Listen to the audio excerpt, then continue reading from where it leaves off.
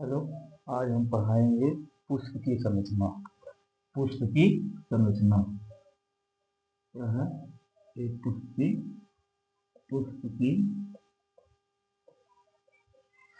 संरचना। पुष्प की संरचना। पुष्प की संरचना। तो देखिए, एक पुष्प है, उसके कितने भाग होते हैं। तो पहले नंबर ये जान लेते हैं कितने भाग में डिवाइड होता है, कितने भागों में बटा होता है एक पुष्प।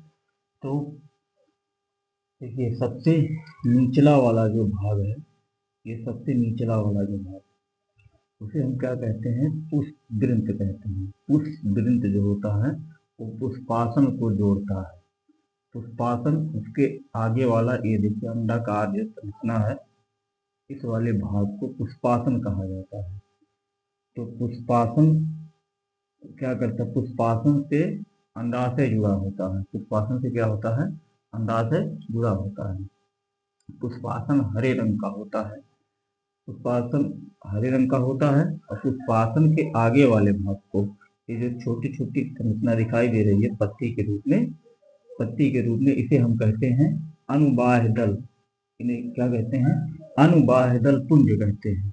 उसके बाद ये क्या करता है कि बाह्य दल की रक्षा करता है। बाह्य दल पुंज की रक्षा करता है। अब देखिए, जो ये वाला उसके ऊपर वाला भाग होता है, उसे हम कहते हैं बाह्य दल पुंज। देखिए, बाह्य दल पुंज जो हरे हरे रंग का दिखाई दे रहा है, वो क्या कहलाता है? बाह्य दल पुंज कहलाता है। उसके बाद उसके ऊपर वाला जो पत्ती जैसी संरचना दिखाई दे रही है, पत्ती का जो है पत्ती का रूप होता है, उसे कहते हैं जो रंगीन होता है, कई रंग के होते हैं, लाल पीला नीला, उस रंग के होते हैं, उसे हम क्या कहते हैं? दल पुंज कहते हैं। देखिए, यहाँ पर दल पुंज होते हैं, इसको क्या कहते हैं? दल पुंज कहते हैं। अब दल पुंज जो है, देखिए, जो ये पतली पतली संरचना जो अंडाशय से जुड़ी हुई होती है, पतली संरचना जो दिखाई दे रही है, इसको हम कहते हैं जो है सबसे आगे वाले भाग को। सबसे आगे वाले भाग को, जो ये वाला भाग है, इसको हम कहते हैं परागकोश कहते हैं। क्या कहते हैं? परागकोश। और उसके बाद ये बीच वाला जो भाग होता है, ये बीच वाला, उसे हम क्या कहते हैं? पुतंत कहते हैं। यही यही जो है पतली संरचना जो दिखाई दे रही है, इसी को हम बोलते हैं पुमंग बोलते हैं। तो पुमंग के दो भाग होते हैं, एक होता है परागकोश होता है, एक होता है पुतंत होता है। तो पुतंत और परागकोश मिलकर के क्या बनाते हैं? पुंकेसर बनाते हैं। क्या बनाते हैं? पुंकेसर बनाते हैं। और पुंकेसर में ही क्या होता है? पराग के कण होते हैं। क्या होते हैं? पराग कण होते हैं।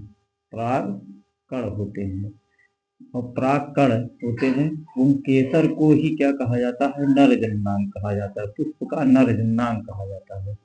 और नर जननांग को ही क्या कहा जाता है? पुमंग कहा जाता है। क्या कहा जाता है? पुमंग कहा जाता है।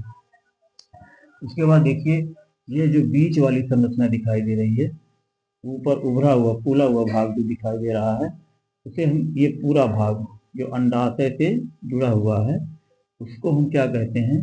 तो इसको हम कहते हैं वर्तिकाग्र कहते हैं। क्या कहते हैं? वर्तिकाग्र कहते हैं। सबसे आगे वाला भाग, फूला हुआ वाला भाग जो कहलाता है, उसे हम कहते हैं वर्तिकाग्र। उसके बाद बीच वाला जो भाग, जो अंडाशय और वर्तिका के बीच वाला जो भाग होती है, उसे हम कहते हैं वर्तिका। क्या कहते हैं? वर्तिका। उसके बाद जो नीचे अंडे जैसी संरचना दिखाई दे रही है, जो पुष्पासन से जुड़ा हुआ भाग है गोल सा, उसी को हम कहते हैं अंडाशय। अंडाशय, वर्तिका और वर्तिकाग्र मिल करके क्या बनाते हैं? अंडक बनाते हैं। और अंडक ही क्या कहलाता है? स्त्री केसर कहलाता है। और स्त्री केसर ही क्या होता है? फूलों का मादा जनन अंग होता है। और मादा जनन अंग को क्या कहते हैं? जायांग कहते हैं। क्या कहते हैं? जायांग कहते हैं। और ये वाला जो बीच में जो संरचना दिखाई दे रही है, इसे हम क्या कहते हैं? इसे कहते हैं हम बीजांड कहते हैं। क्या कहते हैं? बीजांड कहते हैं। क्या कहते हैं? इसको हम बीजांड कहते हैं। इस वाले भाग को क्या कहते हैं? बीजांड कहते हैं। बीजांड ही क्या होता है? गुरु बीजाणु होता है। क्या होता है? गुरु बीजाणु होता है। गुरु बीजाणु होता है। बीजांड ही क्या कहलाता है? गुरु बीजाणु होता है, जिससे क्या बनते हैं, बीजाणु से क्या बनता है, बीज बन जाता है। क्या बन जाता है, बीज बन जाता है। ठीक है, उसके बाद देखिए ये जो गोल सी संरचना जो अंडाशय होता है, अंडाशय किस में बदल जाता है, तो अंडाशय फल में बदल जाता है। मतलब अंडाशय किस में बदल जाता है, फल में बदल जाता है। और फल के अंदर क्या हो जाता है, बीज हो जाता है। तो यह एक फूलों की क्या है, एक संरचना है जो आप लोग को समझ में आया होगा।